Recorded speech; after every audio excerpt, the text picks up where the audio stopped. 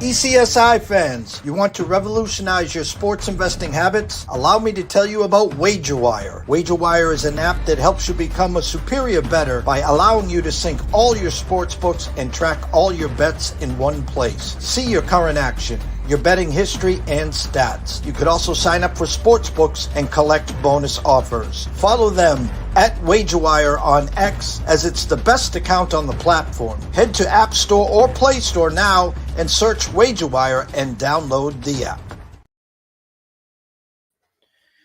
Good afternoon, sports fans from all around the globe. I am the host, Jeff Dawson, East Coast Sports Investors, and it's that time of the week for Tea Time Wagers with myself and Brady Kannon. This week live at the RBC Heritage. What a weekend. I was just talking to Brady for 10 minutes backstage, and I told him I could talk for an hour backstage, and then I would never get to the RBC and his picks and his leans. And a shout out to Daniel Berry from Sports Highlights. Good afternoon, Daniel. What a weekend. ECSI VIPs, 2 units on Scottie Scheffler we sent out on Tuesday. He got there, but without some drama. The one, and I was going to talk to Brady about this, the one pre-flop first-round leader we gave out, again, was Scheffler, plus 1,200, and it took Bryson -7. Are you kidding me? -7, Bryson. His greatest first round, his greatest round on a major, and hats off to him. He did the Live proud. I saw a lot of people that are Live fans bitching and moaning that the Masters stunk. There was no Brooks, there was no Rahm, and I'm going to talk to Brady at length about the ratings. You know, I think we're so worried about ratings with what Caitlin Clark did to women's sports and what she is already doing to the WNBA. If you weren't excited with 4 golfers after 8 holes through Sunday, -6, you had the number 1 guy in the world, Scottie Scheffler, 2-time major champ with Colin Morikawa, Mr. Oberg, who tried to become the first person since Fuzzy Zeller, first-time Masters star, first-time major star, and Max Homer. These guys with 10 holes to go were -6. It was like lining the 4 best horses up and get them lined up for the Kentucky Derby, but people bitching, yelling, screaming, complaining, and I'm still smiling ear to ear here. So shout out to WagerWire, our new proud sponsor and partnership. If you haven't downloaded the app, get on over to Google Play, download it. It's free. Get yourself acclimated to the app. Download all the sports books that are alive in the 37, 38 states. And also, if you're looking to join the WagerWire team and community and family, send an email to affiliate@wagerwire.com. Tell them JD from ECSI sent you. Zach, Travis, the rest of the gang will take good care of you. But the star of this show, let's bring him on here, the one and only, Mr. Brady Kannon. Well, great to be with you once again, Mr. Dawson, and congratulations are in order. A great release there on Scottie Scheffler last week, and you had some guts, man. You know, so many of us in the golf betting community were trying to dodge the favorite, and you know very well it's hard to throw your money on a 4-1 favorite. And the only reason I did not was because I felt he should be more like 7-1 or something like that. I thought the price was a little too low, but it really didn't matter. You know, you were talking about Bryson DeChambeau. Interesting to note, other than that round when he shot 65 on Thursday, the last 10 rounds, that's the only one that has been under par. 9 out of his last 10 rounds at Augusta National have been over par. And you talk about these Live supporters, you know, knocking Brooks Koepka or the tournament in general because Koepka wasn't involved. Well, pay attention, guys. Brooks Koepka's last 6 rounds at Augusta National have also been over par. So, you know, it had nothing to do with the Masters or this and that and the other, not inviting, you know, the all-world standout Taylor Gooch. It was Koepka and DeChambeau. History will tell you that, I mean, even though Brooks finished runner-up last year, he hasn't been playing there. He hasn't been playing too well the last 6 rounds, and Bryson 9 out of the last 10. You know, we were witnessing the Masters, poetry in motion. The world stops for me when Augusta comes rolling in. I know spring is on its way here and getting closer to summer. When you watch Thursday and Friday's rounds with the weather, with the wind, I remember Tiger on 18 with his hands like this is he's getting pelted by sand. How much of that weather do you think was a factor to what happened during the weekend? Some guys, we looked at the Hovland blow up. We saw guys blowing up where they thought +5, +6, and I'm out. You could just see them melting on 17 and 18. And it was Fitzpatrick's that controlled the 5 or the 6. A birdie on 17 or 18, the number would have been 5. He bogeys 17 to where then once he bogeyed, we knew 6 was in. What was your thoughts after Thursday and Friday? Well, I tell you what, one of my initial reactions after Thursday was Scottie one shot off the lead is I thought the tournament might already be over. And it was in a sense. I mean, he ended up winning, but like you noted in the intro there, we got to a point on Sunday through 8 holes where the top 4 guys on the leaderboard who started Sunday as the top 4 were now all tied for the lead and ended up the top 4 on the leaderboard as well. No, I thought Sunday was fantastic. Saturday, I thought was mesmerizing. I mean, that was a little bit like a U.S. Open with how crispy those greens got. I mean, you saw Scottie's putt. I think it was on 17, just horseshoed around the cup so quickly. I mean, those greens were incredibly difficult by the time we got to Saturday because the wind had dried things out so much. We really got a little bit of everything in the way of the weather, Jeff. You had Thursday where it kind of opened up a little soft from some of the moisture overnight. Then the winds picked up. And then Friday, the winds were nuts. You saw the cut bounce around, get all the way to +6. You saw Wyndham Clark miss a putt on the final hole after he called out the live guys saying, they only play 54 holes. Well, he misses a putt on 18 to get to +7. See you later, Mr. Clark. You're out of here for the weekend. And then you had Saturday where the winds died down, but the golf course was so dry and firm that the playing conditions were still incredibly difficult. The average tour average on Thursday was 1.5 shots over par. It was 3 shots over par on Thursday, nearly 2.5 on Saturday. I'm not quite sure what it was on Sunday, maybe around even par, 1 over, something like that. But you had a little bit of everything in the way of weather and playing conditions. And I think in the end, it was a brilliant Masters. And we saw the undisputed best player in the world slip on the green jacket. And we talked backstage. And again, I think the Masters deserves a grand recap. But in the same token, we are here for the next week here. Some surprises to me. Here's one of my first biggest surprises.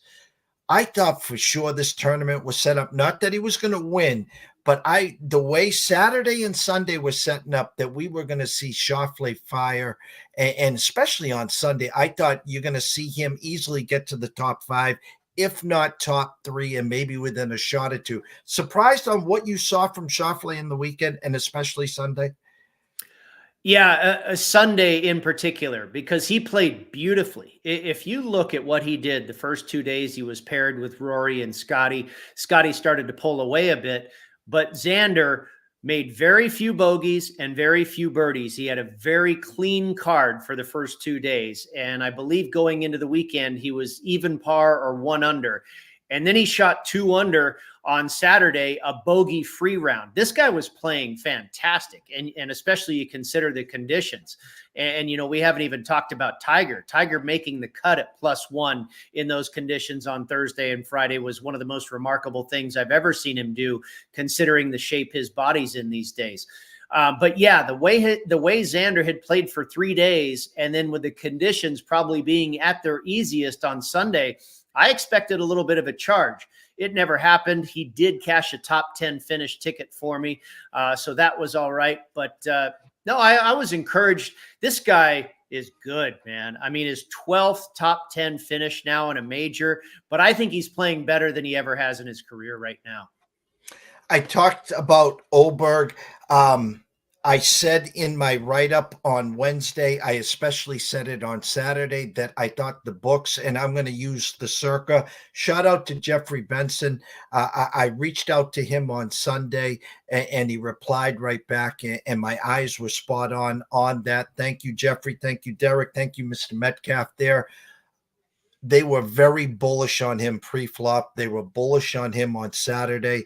I said to you, he was one duck hook away on 11, second shot, and just a rookie mistake. The only thing you can't do, obviously, is miss to the left, which he did, and in the creek. But he didn't just put his head down. He was always smiling, upbeat, made amazing shots, 12, 13, 14. This kid is going to be special, Brady. He already is. He is something. It was the first time, and I've been aware of Oberg for, less than a year now that he's been on tour, but it was the first time that we really got to see him up close and personal and for a number of shots. And boy, he is good. Holy cow. He not only hits it over 300 yards off the tee, but he hits it like a laser dead straight. And the same with his irons, and he can putt. The only real weakness he has right now is the chipping around the greens. And we saw that show rear its head a little bit at the Masters. But no, I'm fired up about this kid. Like you said, the demeanor, the attitude, the smiles. I've already fallen in love with him. He's one of my favorite players just after watching him for about 36 holes. And like I say, I've been aware of him wholeheartedly. Haven't bet on him yet, but did bet on him in game after Thursday's round at 22-1. Because I thought after what I had seen that 22 was a pretty good price. Now, he got close. He was tied for the lead through 8 holes on Sunday, like everybody else, made that one mistake on 11, but, came back to correct it with a couple of birdies and ends up finishing runner-up. Not so dissimilar from a couple of other young stars in Jordan Spieth and Will Zalatoris, who finished runner-up at the Masters in their debut. But yeah, no, I love this kid. I love the way he performed. I loved his attitude. And, I thought it was a good bet in game. I bet Scottie Scheffler in game on Saturday night to get a few bucks back right there. So, the way this Masters looked, and how it is, there's so many storylines year in and year out, but I was probably most impressed, first of all, by Tiger making the cut. I thought that was remarkable. And second of all, by Oberg and Scheffler. Scheffler, speaking of Tiger, is on a Tiger-like path right now. All he has to do is keep it up for about the next 20 years. And shout out to Brian Perry, long time, Brian. Yeah, he goes, the kid is a stud, and there's no doubt the kid is in the stud. You almost feel like we're talking about, I want to say a younger version. Victor, the same thing. The one thing that Victor was lacking was around the green. Victor can hit all the shots. Putting, it's streaky in my eyes, but Oberg, again, has all the shots. Now just going to learn the finesse around the game. And I said in my write-up, Victor just had a moment that you and I did, on the 18th. We just missed, the 4-hole carryover, for the $50, and he just got goofy and he just backhands it for the tap in, and it goes by the hole. Yeah, he was a guy I wanted to fade pre-tournament. And after, halfway through the first round, I said, oh boy, look out. Here comes Victor. He woke up. And then he fell back into the form that we've seen him have for the first part of this season. After being so hot to end the year last year, he has really fallen off a cliff and really probably rock bottom at the Masters. One other note on Oberg, we knew this guy was big time not that long ago. The award has been around for over 30 years, and that is the Ben Hogan Award, awarded to the top college golfer in America. Only 2 guys have ever won the Ben Hogan Award twice, Jon Rahm and Ludwig Oberg. So that's pretty elite company right there, a 2-time major winner in Jon Rahm. So yeah, we knew this guy was something special, but now he started to prove it. Shout out to Mr. Coolis on the way to Falmouth. Tell Eddie, Christina, and of course Zane's house that ECSI says hello. 2 quick more notes. I said if Max Homa could have made about 15% of those birdie putts. Every putt was for birdie, and it was tough greens, as you said on Saturday. It was like they were putting on glass. That's how fast they were. Max had a great. I mean, he was there every hole. You got to be excited if you're a Homer fan moving forward, Brady. Absolutely. I mean, his game has come such a long way from where it was, 6-7 years ago. He's obviously a world-class player. I love the demeanor and the attitude that he carries on the course. It's extremely competitive, but it's also, footloose and fancy free. I don't know if that's the right term, but he just doesn't try to do too much. He doesn't try to play outside of his abilities. I think he's very, very understanding of what his capabilities are. He's really cerebral in that way, that he is able to just know himself and stay in the present. And I think his mind, the way it works throughout a round of golf, is very proactive and impressive to see the way he handles himself in the pregame and the postgame interviews. It was hard to not become a fan of Max Homa throughout this event. But yeah, you're right about the putting. I was kind of rooting for him. I did not have anything in the way of bets on Max Homa, but I was rooting for him because he's a Cal Bear guy. I grew up in the Bay Area. I mean, there was one point where 2 Cal Bears led the Masters in Morikawa and Max Homa. But when he had a tough par putt, he nailed every single one of them. When he had a makeable birdie putt, he seemingly missed every single one of them. For some reason, he was putting beautifully, but he couldn't make anything that said birdie written on it. So yeah, that was probably the end of Max, and then the very unfortunate shot on 12 on Sunday, but more so the opportunities that were missed with birdie putts really over the weekend. And another Cal Bear, Colin Morikawa, a guy that, as we said backstage, wasn't in form. We gave him out at plus 5,000, as high as plus 5,500, numbers that you'll never, ever, ever see. We talked last Wednesday, that trip down Magnolia Lane, sometimes the light bulb comes on. He was part of the 4 that was -6 through 8. Doubled on 9, doubled on 11. He too found the creek on 11 after his 18 holes in the cabin. They asked him, Colin, what happened? And he just said it like it is. He's like, I hadn't been playing well. He goes, here I am right there in the Masters tied in a 4-way tie, and I got greedy and it costed me.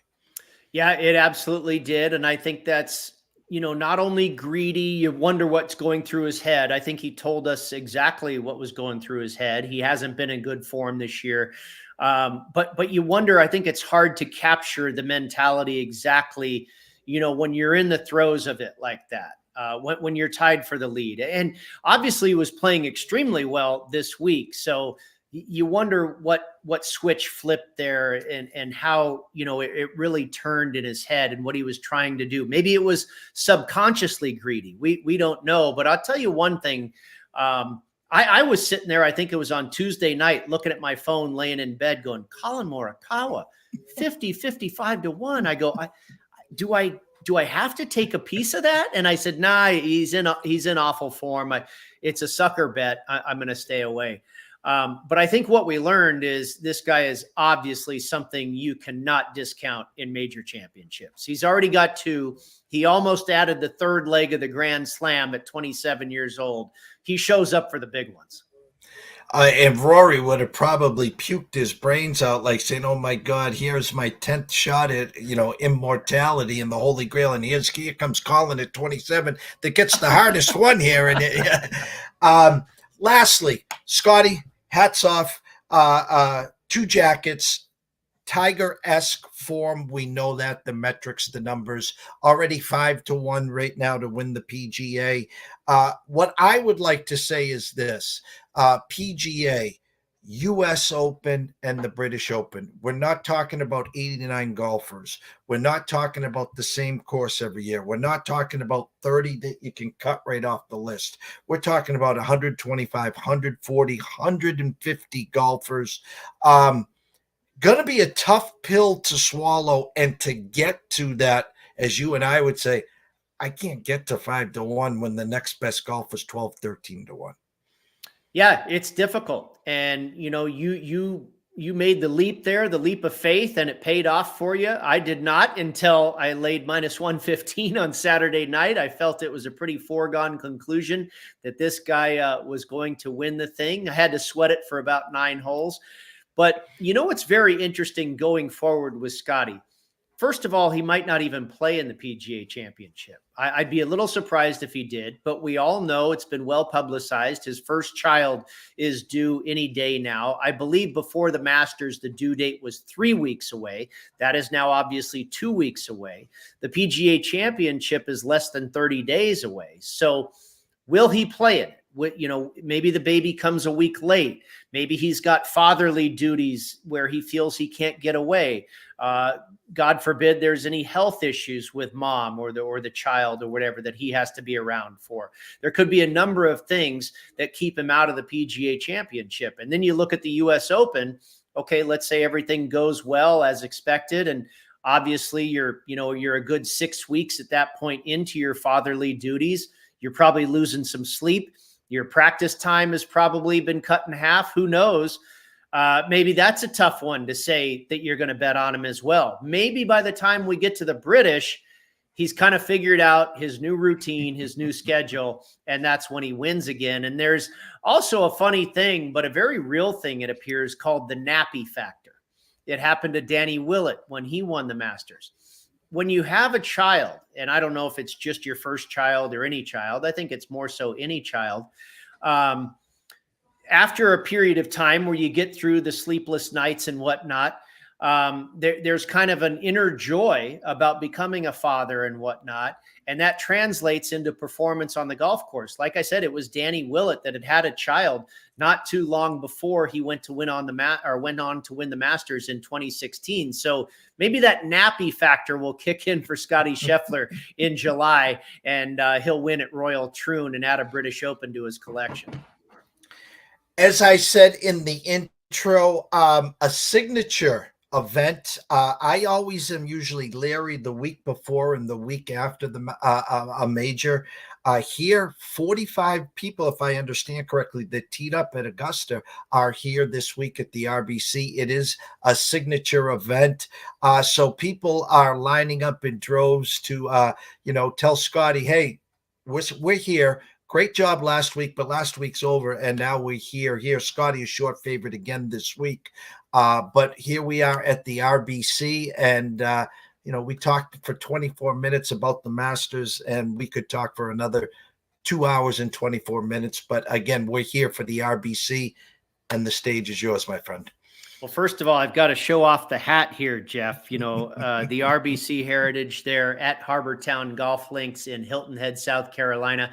I was lucky to play this course in the summer of 2020, and one of my absolute favorites I've ever played. I really love this place. And, part of me when I got there, I was like, boy, this feels like such a calming vacation type aura around this resort and this area of the country. It's got to be incredible for these guys off the pressure cooker that is the Masters to kind of just exhale. Well, they can't completely do that when they get there this year and last year, because it's been a signature event. And it's really amazing how much of a polar opposite this is than Augusta National. You go from Augusta National at over 7,550 yards, a par 72, just a massive property, to this small little resort neighborhood community, par 71, that measures less than 7,200 yards. You go from these huge undulated bent grass greens to some of the smallest greens on the entire tour schedule that are flat and Bermuda grass.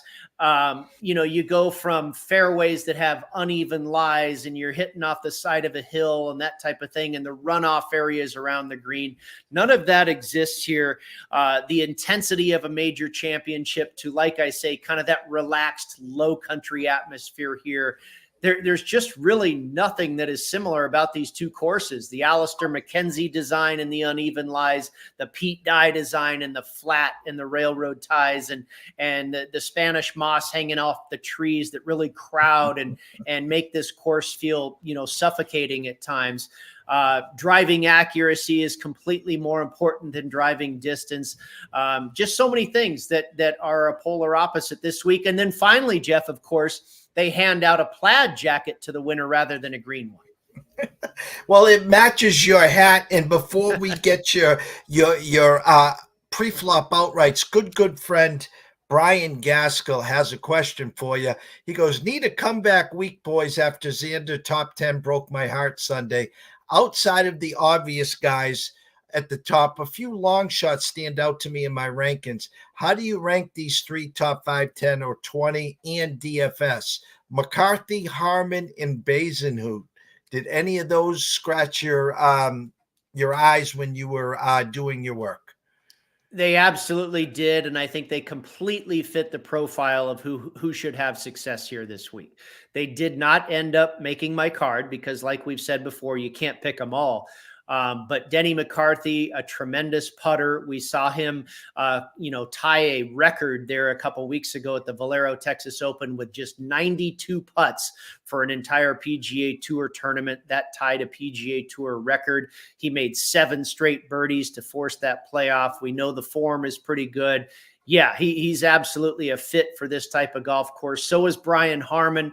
Harmon was a guy I wanted to go against in the Masters. He's missed a couple of cuts in a row there. He was not great there this week. I think the course is just too big for him, and he's more of a shorter course player, which is exactly, as I've explained, a polar opposite here to Augusta National, what we have this week. He's a Sea Island guy. He's a Georgia guy. He's done well at the Sony Open before. My correlated courses this week: Sea Island, not too far away in St. Simon's Island, Georgia; YLA Country Club, where they play the Sony in Hawaii; Colonial Country Club in Fort Worth, Texas; Sedgefield, home to the Wyndham Championship in the Carolinas; North Carolina; Innisbrook, the Copperhead course where they play the Valspar; and then TPCSawgrass, another Pete Dye design where you see a lot of crossover success with what we have here at the RBC Heritage. And Brian Harmon has been pretty darn good across the board on those courses I rolled off. And then finally, Bazadenhout has been a guy I've been on a couple times recently. Another great short game, has been playing very well in 2024. So, if you want to ride with those guys, I can't argue really with any of them. It's funny. I think I've said the story before. When the U.S. Open was back at Brookline a couple of years ago, me and my buddy Sean went to one of the practice rounds, and everyone was standing up front, 1, 2. It was just so crowded. It was hot. It was humid. And so we stepped away to, I think it was the 3rd hole, and there was a rope, and we were from me to you from the tee box, and here comes this little guy up there, walking, swinging, loosening up, and hits a bomb. And I swear to God, if I was taller than him, I know I was taller. I'm like, who the hell is that though? That's Brian Harmon right there. And I was like, holy shit. He's not a big guy, is he, Brady? No, he's not at all, but boy, is he one heck of a player, man. I mean, he won the British Open. That'll tell you a little bit about him, and he ran away with it too. And that course was perfect for him. Accuracy, the length of the course, the short game was a big deal. And, when you find a course like we kind of have this week, when you find a course like that, Brian Harmon certainly checks a lot of boxes and will make a lot of lists for another outright win. I mean, I'm not sure what his world ranking is right now, but this guy flew under the radar for a lot of years on tour, but he is extremely good. So I have a lot of respect for Brian, and I love the competitor he is as well. The grinder, the gritty player that he is. And I like his attitude. I think he's a pretty carefree, happy-go-lucky guy. He puts on that game face when he gets between the ropes, but he seems like a pretty good character as well. All right, I'm going to put you on the tee box here, front and center, and you can go at it with your outrights. Okay, so like we answered the question there for the viewer and the listener, we talked about how this is a polar opposite from Augusta National. Now, you still need to play your irons well. That's going to be huge here this week. Greens in regulation and sharp iron play, but driving accuracy much more important than driving distance. And then really scrambling. You're not going to have those same treacherous chip shots you saw last week. Getting up and down here is not too difficult around Harbor Town. But you have very, very small greens. I think, to be exact, the second smallest on tour, maybe second only to Pebble Beach, but nonetheless, very small greens and much smaller than Augusta National. So you're going to miss some greens. You got to be able to scramble well. You got to be spot on with the irons. And not everybody's going to be hitting driver here off the tee a whole lot. It's going to be a lot of irons and a lot of 3-woods, but you have to find the right places off the tee and be accurate as such. So in the outright market, I played a 6-pack this week of guys, and I want to let you know, Jeff, you and I spoke about this briefly. I've changed my approach a little bit. And I risked a lot less money this week in the outright market and also on the top 20s because I'm saving a few bullets for the in-game action. I noted that I won in-game with Scottie Scheffler on Saturday night last night. That's now 5 in-game winners I've had. I had Jake Knapp in Mexico. I had Austin Eckroat at the Honda. I can't think of them all off the top of my head right now, but the point is, I've also had 5 guys finish second in my pre-tournament bets, mostly on the West Coast swing earlier in the year. I was close, but no cigar time and time again. And then I've been very successful in the in-game wagering. So I think pre-tournament, I'm going to dumb down the risk quite a bit here and try to involve myself a little bit more in the in-game if the pre-tournament stuff is not working out. I haven't hit a pre-tournament outright all year on the PGA Tour. I did a couple weeks ago on the Live Tour getting Dean Burmester, but other than that, the PGA Tour has been all in-game success. So I'm going to start looking towards that as we move forward in the season. The first outright I played this week, Siwoo Kim. I talked about the comp courses that I used this week. He's won on 3 of them, YLA, Sedgefield, and TPCSawgrass. He was positive last week at the Masters. He gained strokes around the green. He's number 3 on tour in driving accuracy. And over the last 36 rounds, he's 14th in this field for scrambling. Now, you touched on it briefly, Jeff, that the week before a major, the week after a major, how do you gauge how these guys are going to perform the week after a major? You can argue that the guys that missed the cut, have had a couple of extra days to prepare. What I basically went with this week is I did not get involved in the guys that were involved in the throes of battle down the stretch on the weekend, especially Sunday. You look at that top 10, it was Murderer's Row, Scheffler, Schauffele, Oberg, Homa, Morikawa, Hatton, Zalatoris, Cameron Young. I didn't land on any of those guys this week because they were obviously in a pressure cooker, high stress level, trying to win a major. Siwoo Kim, meanwhile, played well, finished 30th, and that's kind of a comfortable position. Probably wasn't pressed too hard to do anything. Obviously played well enough to win the cut. So I think that sets him up for a pretty good week this week in Harbor Town. We'll see if that plays out. Next, I went with Shane Lowry at 40-1. We were on him last week at the Masters too. We only got one thing wrong. He putted horribly, but his iron play was spot on, and that's what he'll need again this week. He was number 1 in the field in Augusta for strokes gained approach. He's also been very good here at Harbor Town. In 6 visits, he's finished 9th, and he's finished 3rd twice. He's also had 4 top 20 finishes at the Players' Championship, one of our correlated courses. Number 1 on tour in driving accuracy and 26th in this field for strokes gained around the greens the last 36 rounds. Then I went to Russell Henley at 41-1. Again, kind of like Siwoo Kim, very solid at the Masters, made the cut, finished 38th. Not a too high pressure situation. Didn't miss the cut and play poorly. I like where he kind of sits there in the middle. Let's also remember in 2 out of the 3 events leading up to the Masters, he finished 4th. So I got to believe the form is still there. He ranks inside the top 25 in this field for strokes gained around the green, on approach, and scrambling over the last 36 rounds. And the correlated courses, he's a monster. Has a win at the Sony Open along with a runner-up, and he was fourth there earlier this year back in January. 4 top 25s at TPCSawgrass, 3 top 10s at Sea Island, and he's a machine at Sedgefield with 4 straight top 10 finishes at the Wyndham Championship, including a runner-up last year. He's got 2 top 10s here at Harbour Town, including a 19th last year, when you remember this was also a signature event. Tom Kim at 60-1. Now, tread lightly on this one, and you got to pay attention to the number. I think less than 55, I'm not so sure you want to go there. I was able to pick off a 60, and some might argue that's not long enough. But I don't want to go too low with Tom Kim because he did miss the cut here on debut last season.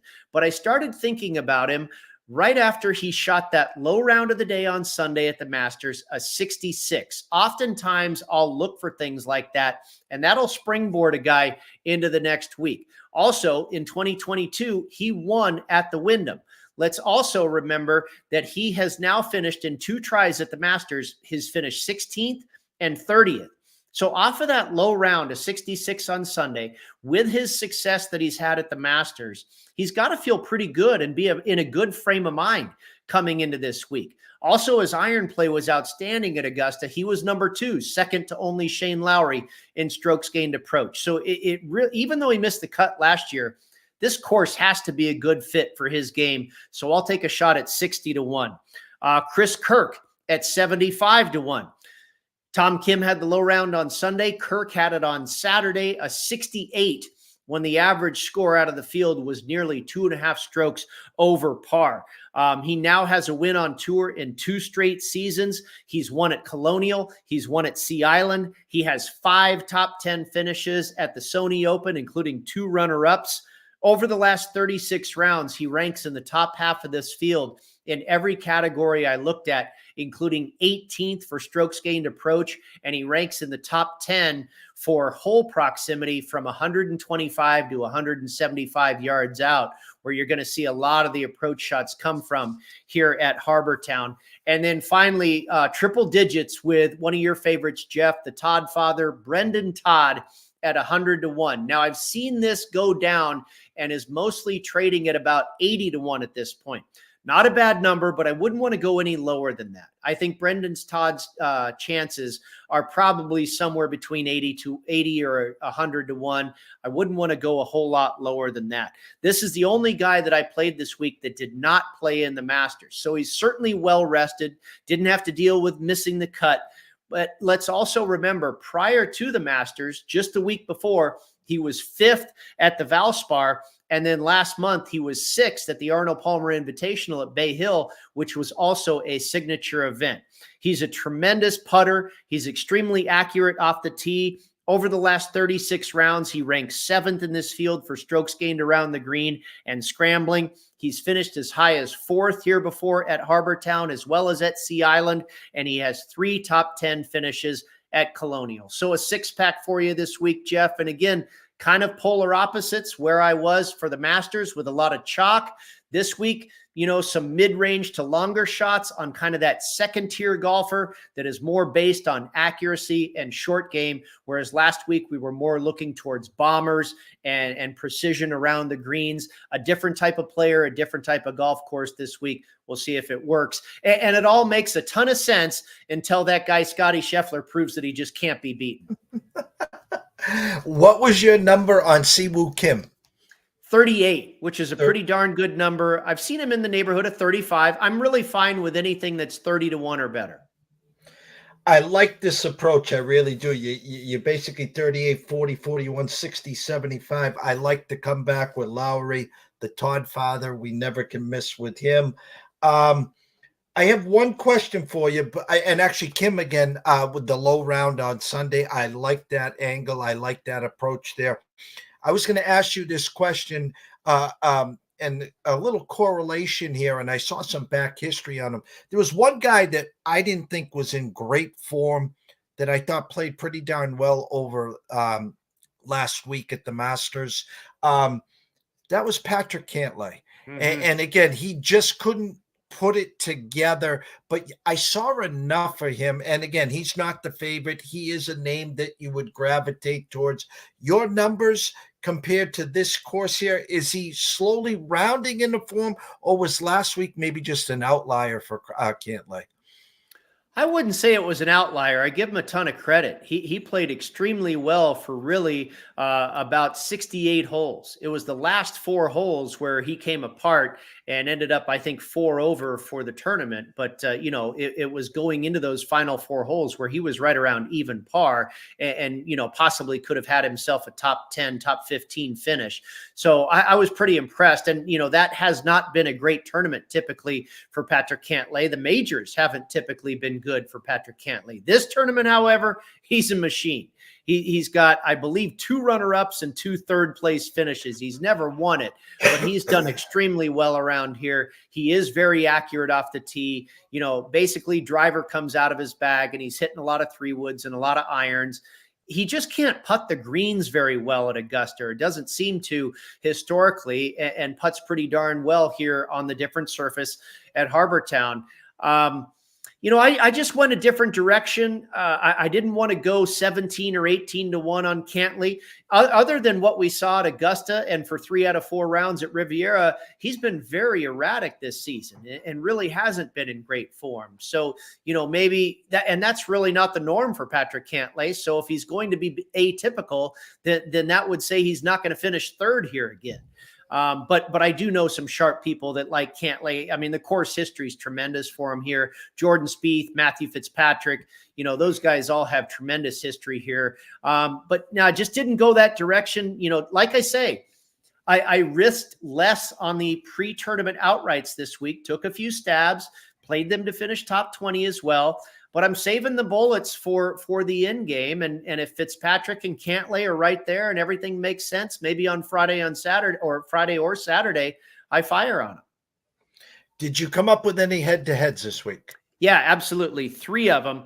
And I went against Wyndham Clark in a couple. I thought Wyndham Clark really, had to bite his tongue after what he said after a couple rounds there at the Masters, that he wasn't worried about the live guys. They only play 54 holes, blah, blah, blah. I thought he got a little ahead of himself there, and it came back to bite him in missing the cut. And this course has not been real kind to him either. He's made the cut in every visit. He's been here 6 times, but his best finish is 26th. And I think off of his first Masters, some of the heat he took for those comments and not having tremendous success here. And I don't know if his game is perfect for this place either. I see him as more of a big boy bomber type golf course, and that is not Harbortown. Now, that being said, he's got a nearly perfect record in signature events where he's won 2 and finished runner-up in another. So I could be bitten here, but I took Cameron Young -110 over Wyndham Clark.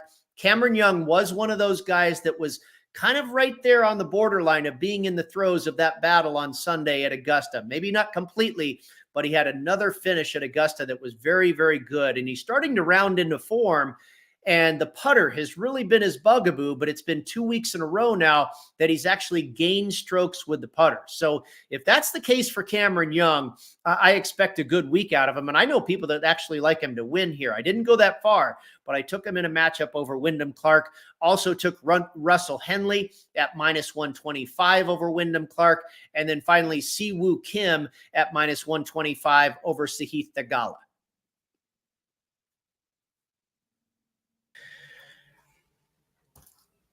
2 against Clark and 1 Kim against Theegala, you said, right? -125? Correct. Yeah. Siwoo Kim at 125 over Theegala, Henley at 125 over Clark, and Cameron Young at -110 over Clark. Theegala, obviously a great player and had a good finish here last year, but maybe the form has cooled off a little bit since his good run in Phoenix. Really, the West Coast swing was probably when he was at his best. I know a lot of people liked him at Augusta. he was, never really flashed. And you could argue that, that kind of fits what I'm looking for, guys that weren't in high pressure situations at Augusta. But again, I just don't know if his game is perfect for this golf course. And I think Siwoo Kim's is. So not that the Gala is going to do poorly, but I think Kim will do better. Next week, where is the PGA? The PGA next week. That's a great. We might be headed for the Zurich Classic in New Orleans, the team event. I haven't gotten that far ahead of myself, but that very well may be the next stop on tour. And that's a real tough one to handicap if that is indeed next. And we'll talk about it on the show. That's just going to be some absolute darts thrown, because it's hard enough to pick one guy. Then you throw the team aspect in there, and alternate shots, and best ball, and then they're going up against another two-headed monster. And so how do you simulate all the metrics? It's very tough to come up with any statistical model that really spits out what I think is a predictable result. So, we'll kind of be more of a situational handicapper than we might be as far as a metrics-based handicapper next week. I typically like in all sports to blend both of them, but it might be primarily situational next week if we are indeed at the Zurich Classic. That one's it's a crapshoot. So you certainly dumb down the risk on that one, and myself enjoy a different format and a change to the week to week. But we will see if that is indeed next up on the calendar. It is up okay, next, good. So. All right. Yeah. So it certainly won't be as an intense week next week from a betting standpoint and a handicapping standpoint. We'll obviously do our best. And I've come close before. I think I had a runner-up last year. Bo Hostler and Wyndham Clark were a team that I landed on last year. Sunjay M and Keith Mitchell were another team that I landed on that did quite well. So, I've been fairly successful, but we talked about Patrick Cantlay. He and Xander Schauffele, if they go there, will probably be paired up, and they've won this thing before. So it looks like possibly 2 weeks in a row where Cantlay could be live. The scroll has been going the whole time, but as I always do, I like to hand it over to you where they can find your work. Obviously on X at Las Vegas Golfer. They can get your work on the PGA Tour at GolfBet. Watch you on SportsGrid. But this is where you close us out and tell them exactly where they can find all your fine work, Brady. Yeah, the best place is to start with Twitter or X at Las Vegas Golfer. I pretty much repost all the articles that I write or anything that I'm thinking about as far as golf bets and what have you. Like you say, I write for the PGA Tour. I've got an article up there now. You go under the heading Golf Bet and you'll see it. It's called The Prop Farm, which you can really glean some good information from, where the masses are betting, where the sharps are betting. I speak with bookmakers week in and week out, and some possible situations or opportunities there where you can kind of read between the lines and make some decisions with what the bookmakers are telling you. I'll be on SportsGrid here coming up in about an hour from now, and then again a little later this evening at about 10 p.m. Eastern time, and I'm on there quite a bit throughout the rest of the week as well. So if you stick to Twitter at Las Vegas Golfer, you can pretty much find everything I'm up to, including right here with you, Jeff.